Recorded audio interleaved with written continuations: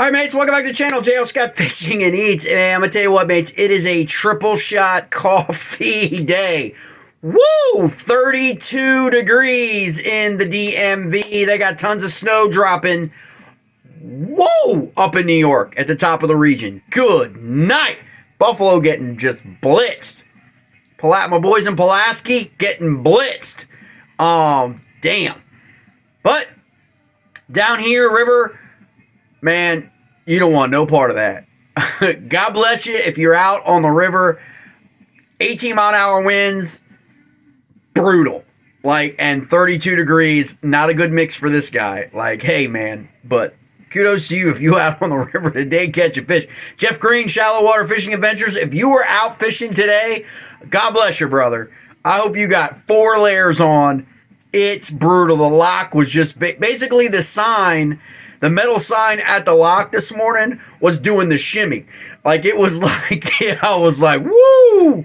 You step on that tree line and stepped out towards that main river channel, and man, no thank you. I'll be back another day kind of deal. But these are the kind of days where you're like, hey, look, man, pour some baits, right? So we're like, look, why not? Okay? This is the perfect time of year for you to be hitting up your buddy who pours or paints or does whatever, makes swim baits, makes glide baits, and, to be able to freaking get together, not only for the holidays, okay, because you can always tell your wife you need some more baits, you know what I'm saying? But, it's a perfect time to, play around, take a look at your stock, take a look at your inventory, take a look at your paints, take a look at your airbrush, take a look at all that stuff. You know what I mean? Because, man, it's freaking just cold. And so, that's what you got to do. So this little quick video, I'm going to show you a couple things that I'm working on. And we'll be working on the next few days until it decides to warm up. Looks like we're going to be below 45 probably for the next 4 days. And then maybe we'll get back up into the 50s and we'll kind of see how the water levels on the Potomac have shaken out. They're up about 4 feet or so. And hopefully the fish will have adjusted back to do whatever they're going to do. And we'll get back on them. But we're going to focus on some baits, right? And so, again, perfect opportunity, holiday season, Black Friday sales for a lot of the custom bait makers, or, perfect. I know last year for me, I probably got a little more than half of the supplies that I got around Black Friday last year.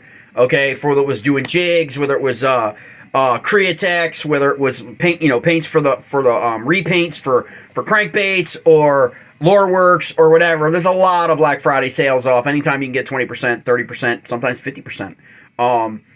Take advantage of it. I've listed a bunch of Black Friday deals going on with some folks, on the Facebook page, JL Scott Fishing and Eats. You can kind of check that out. It's just linked to go there. It's not an affiliate. It's just bringing it to your attention. 60% off on some accessories at some of the kayaking companies.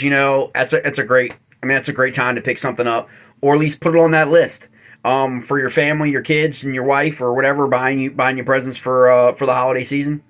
That's what I do. And so, you can go from that. But we're going to talk a little bit here. So I got some bait molds here. Got some baits I've done.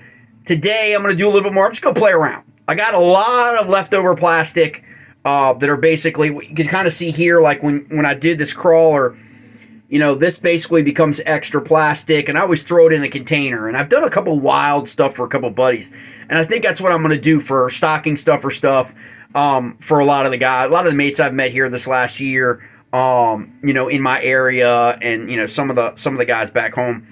I'm just going to make some using all that plastic and make some really interesting colored pours. I'll do it in Senkos and worms. I'll do it in creature baits. Speaking of creature baits, got another mold here. Look at that bad boy. Okay, so I'm gonna do a bunch of. I'll probably do 4 or 5 rounds of this today in the different coloration patterns. It'll be interesting to see. Most of my stuff is crawl colors, black and blue, green pumpkin, watermelon candy. So it'll be kind of interesting to see how that mix all plays out. So this right here was one I've done. I've done about 4 rounds just playing with this color here. And you kind of see it just got get a little better shot of this for you. It's just got great action. It's a do-it mold. In the water, this little thicker end on the tail just has a lot of great action depending on how you rig that thing. And so what I really would am looking for in is I would really love to get a Ned rig that has that kind of just a thinner at the bottom, if you know what I'm talking. Most of the Ned rigs, for example, are like that, right? They're gonna stop abruptly. Your Ned worms, right? Okay, they just stop abruptly. They're just right. I think I'd like one with like a Reaper tail or like something else that's like, but still in that same kind of style for me. I think I'm gonna try that out next spring. Look for a mold, and they're. I've talked to a couple guys, machine runs that actually can make these molds. And so it's just a matter of design and going through that process, and maybe I'll do that during the winter, to come out with my own, design my own mold, and then have the machine, take care of it. But it's just a kind of interesting thing, things you recognize and you pick up on, action and stuff. That you kind of like fun. Like I got some ribbon tail, long, 10 inches molds. And that action, such a different action, like on the reservoir and on the lakes. I like to narrow it down, like lengthwise a little bit. And maybe get it like, so it's like a 3-inch, but then with like a 2-inch or a 2-inch to like a 3-inch ribbon tail on it. In the river, and just see how that like plays. It's all game, mates. It's all like, look, man, there are thousands of baits out there, mates, and if you're on fish, you're on fish, and you're gonna catch fish, mates. So the next best thing, the next latest greatest thing. A lot of times when you tune into a lot of places, a lot of people hit me up and are always like, what do you think about like this bait and this bait, that are like on your tackle box store aisle. And I don't represent the tackle shops, right? Like that's not my shtick. That's not my deal. Those guys have to sell product in their store on their shelves. So when they do their videos, they're obviously going to be promoting products that they have a relationship with. It's no different than angler sponsors. So I just like to push the envelope and fish different. I mean, that's really why I think more people are attracted to my channel than anything else. I like people who fish different. Custom bait makers who are making different things that you're not finding on the big box store aisle, that will differentiate me and you from everybody else out on the water. I kid you not. I was at an event. I went to an event, spectator, not as an angler, to cover, to kind of test some equipment out, non-fishing equipment, camera, videography kind of equipment, drone, to kind of see how things would go for next year, at an event. And I literally was at the dock, okay?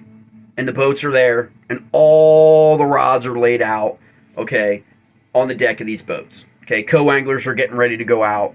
They're linking up, you know what I'm saying? They're loading up. It's before launch, right? And at this event, mates, it fascinates me how we have, like everything else, I guess, in our country these days, is we have this herd mentality, either sheep or herd mentality, right? Where everybody wants to be doing what everybody else is doing. We've got our own little tribe, and in our tribe, everybody is doing the same thing or believing the same thing or whatever. For me, fishing is about being an independent thinker. Like, think outside the box, right? Like, be different, fish different, be out there, find something on your own. You're an individual. You fish alone. Fishing, for the most part, is an individual sport, okay? And so how you express that individualism is important. Like, in terms of, you can do everything. How many times do you think that bait saw that chatterbait? How many times do you think the fish saw that chatterbait the last year and a half, right? Nothing against chatterbaits, okay? They have their place. Okay, but it's like that old saying, when you're talking to someone, like, oh, so you think that there's a time and a place for that bait. What kind of time you think this is, right? Like, everybody had a chatterbait on. I mean, everybody, mates. I'm talking 40, 50 boats, 3, 4 chatterbaits on the deck of every single boat in the marina. And it just makes you wonder, like, okay, there's thousands of baits out there. Is everybody throwing the chatterbait now? I mean, great for chatterbait manufacturers, don't get me wrong. I mean, chatterbaits catch fish. Was it just a chatterbait bite? Like, is that the only bait that was going to work at that event? Or do we all just follow the herd?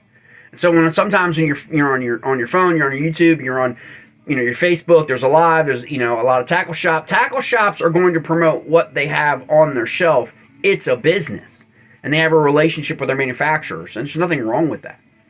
Will those baits catch you any more fish than say a custom bait maker? No. Not for me. And again, we're all a product of confidence baits, right? So we have to understand that, like, oh well, I can't ever catch any fish on a frog. Okay? Or I can't ever catch any fish on a tube. Okay? Well, how many times have you thrown the frog? No, like once or twice. How many times have you thrown the tube? Like, I have. How do you know that you, well, I'm not it's like a finesse presentation. I'm more of a power guy. Why are you more of a power guy? Because that's all you throw, right? Okay, and it's different for tournament anglers. Tournament anglers got a lot running on the line. They got to cash a check. They got bills to pay. They got all that stuff, and so it's easy to fall into like that trap of, well, I know these guys are catching fish with this bait, so I'm going to follow the herd. I get that. It's a totally different thing than if you yourself are just out fishing.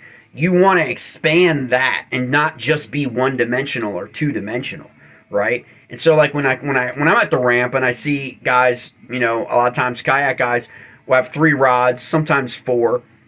They have the same bait. They have the same bait tied on all the rods. I mean, maybe they're different colors or different sizes, but they're the same bait. So it's the same action. It's the same vibration. It's the same noise. The color might be different. And it's like, as opposed to having 3 different baits tied on. And so I see that a lot from folks, and it's just a product of all of us. We all get inundated with everything. What's the next, latest, greatest?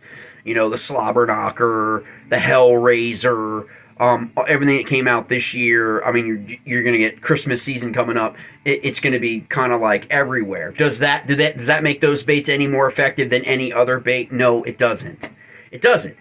What makes your baits more effective for you is the amount of time that you put in on the water using those baits and understanding those baits, understanding how they act in the water, dialing in when to use those baits as opposed to another bait. Hence, we have the mentality where we call things confident baits. Or confidence baits, right? What if all of your baits in your tackle box were your confidence baits? That you knew exactly when to throw that specific bait in that specific area or site or pattern, right? Like a lot of people want to throw things on live scope right now. You still got to catch the fish, mates. Now I understand the arguments, okay, about live scope, okay. That it's an unfair advantage. Well, it's not really an unfair advantage because you can go out and buy your live scope if you want to compete against people with live scopes.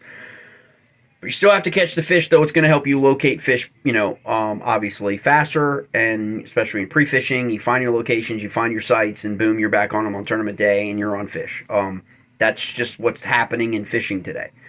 Adapt and overcome. That's the only advice I can give you because very few people are going to be winning tournaments probably without that technology, moving forward. That's just unless they make some serious changes.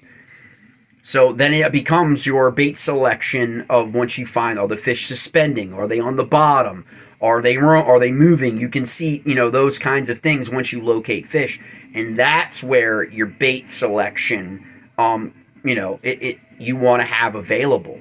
and not just have 4 chatterbaits tied on, right? You know, and that always is an indication to me. I'm going to be honest with you, mates. When I go out to the ramp and I go, and these are areas that I'm familiar with fishing on the river. I have a different mentality if I'm going to someplace new because I just don't know, right? I have no experience on the water. I don't know. That guy may know exactly what's going on. But when I go to the rivers that I fish and I get down there, I get down to the lock in the parking lot, I'm unloading, and I'm down at the ramp and I see that guys have like the same baits tied on, that tells me they really don't have it dialed in. Because they're just gonna cover a lot of water with that chatterbait. Okay?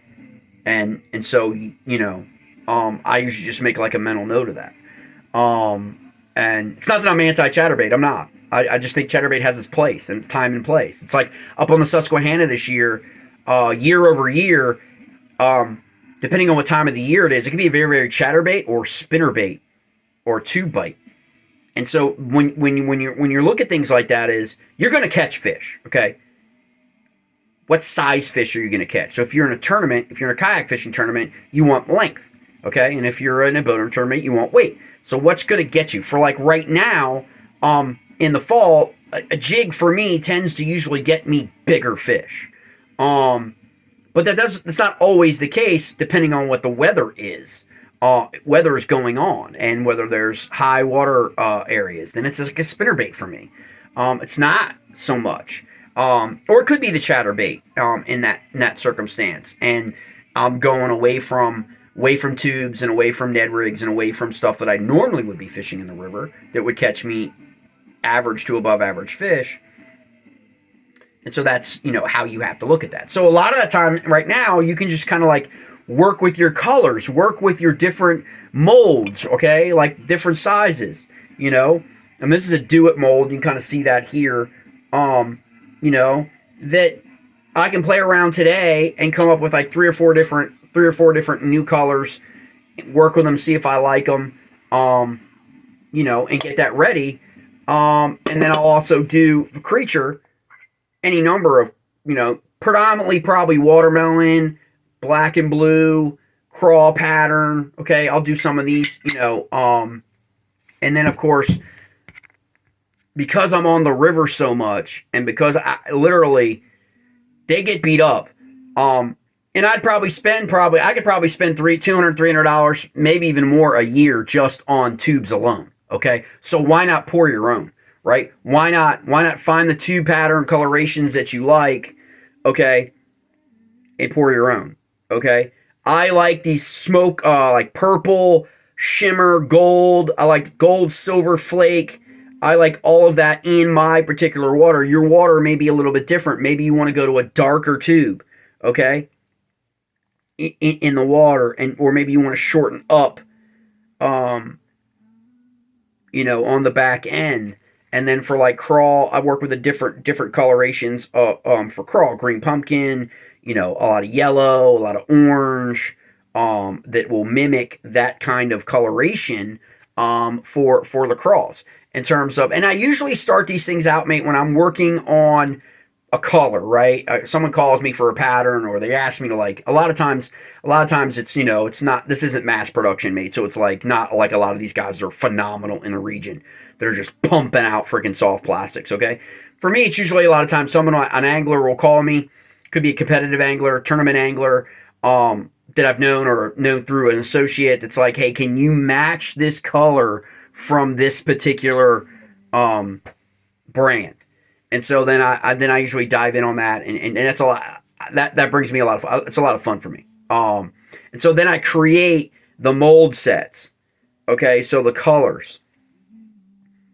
Okay, so I'll mix up the batches, line them up, add a little bit, whether I'm adding flake or I'm adding whatever I'm doing. Okay, and I'll do little molds like this and line them up, and then let the angler determine, okay, this is what I want. Take them to him, or take pictures of video, send him the video, and let him tell me which one he wants. But this ends up into this.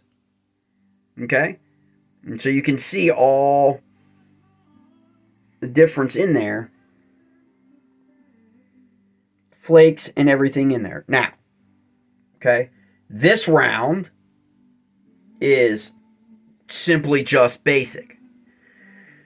Then we get into a little bit more stuff that I'm going to talk about with a lot of people. I've talked about with some people one-on-one, but I'll probably do a little bit more videos. And once we get on TikTok, I'll probably do like a live stream of how, and that's packing out your scent.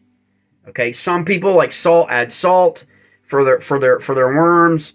I like to add scent. Okay. And that, the last round that it went out, I'd given to a few of the mates was triple dense, meaning like if you looked at it, you could just tell, almost like if you were a custom bait maker, you'd be like, man, that's you didn't heat up your plastic enough, right? Like it looked too thick, right?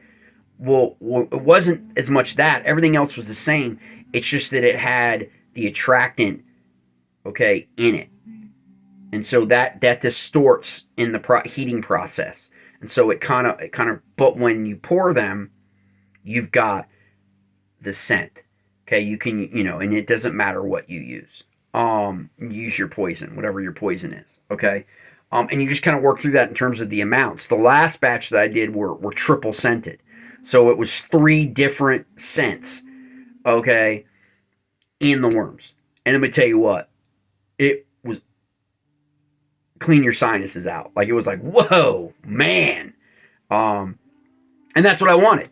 So I wanted that and added that because I want to be able to play around with that next season in terms of, what are the conditions in which you want a scented bait? Like right now I've got my jigs, okay, for when I'll go back to throwing the jig in my trailers.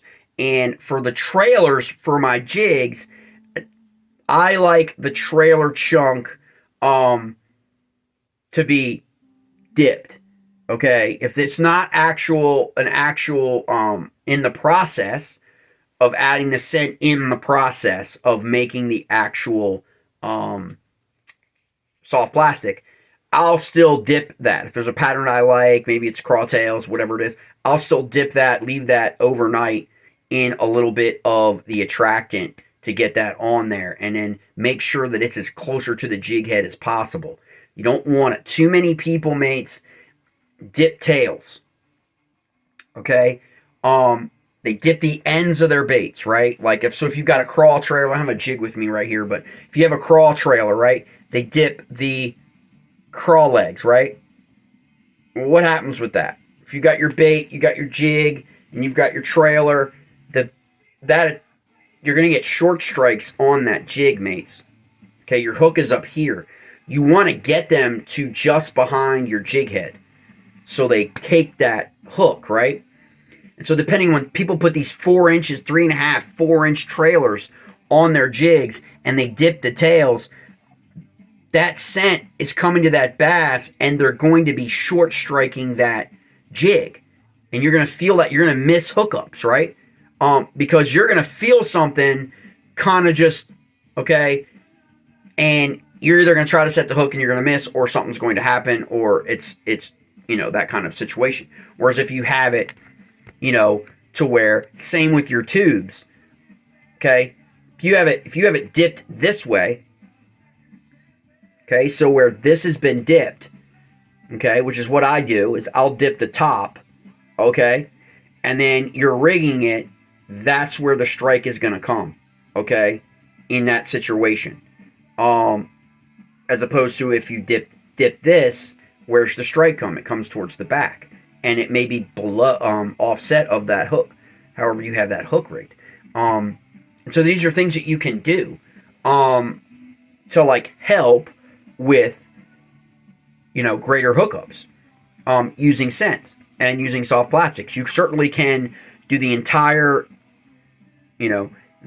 soft plastic in your boil with the scent, or right after it's boiled up, and you stir it in very vigorously, okay? Or if you're buying something off the shelf, you're buying a major brand, you can just dip it and leave it dipped. And there are other stuff. Loreworks has got stuff, there's all the different stuff that you can do for that. But that's really what I'm going to do today, mates. I'm going to freaking just play around, play around. Like I said, it's 32, 33 degrees outside, windy. I'm going to play around, do some more tubes. Again, if there's anything you guys see on the channel, I can pretty much direct you to where to get it, or if you'd like for me to custom make something for you, just hit me up. And if I don't have the mold, I can get them. I know somebody who does. I can borrow the mold and do those kinds of things for people. So, awesome, mates. Hope everybody has enjoyed day. Stay warm wherever you are. Drink plenty of coffee. Oh, man. And you know what? Enjoy your weekend.